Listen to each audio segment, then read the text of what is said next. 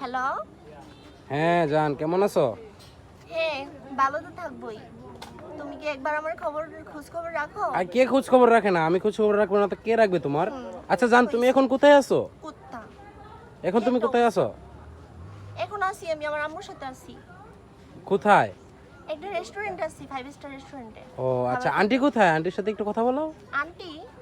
কি বলবো, আম্মু? হ্যাঁ, আম্মু বলবা। আচ্ছা ঠিক আছে, দাও আম্মুর কাছে দাও। আম্মু, আম্মু নেও তো। কই দে তো আমার কাছে। হ্যালো।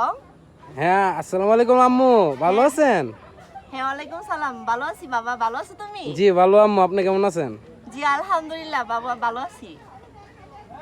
আম্মু রোজের সাথে তো অনেকদিন ধরে কথা বললাম। আপনার ব্যাপারে রোজ অনেক কথা বলে।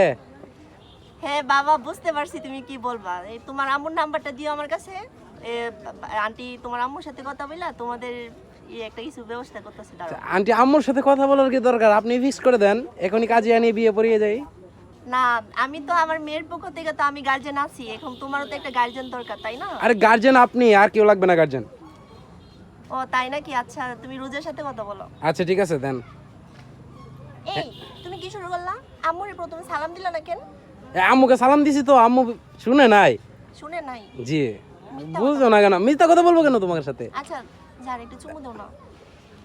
এখন একটু একটু আম্মু একটু দূরে গেছে, দাও। নাও।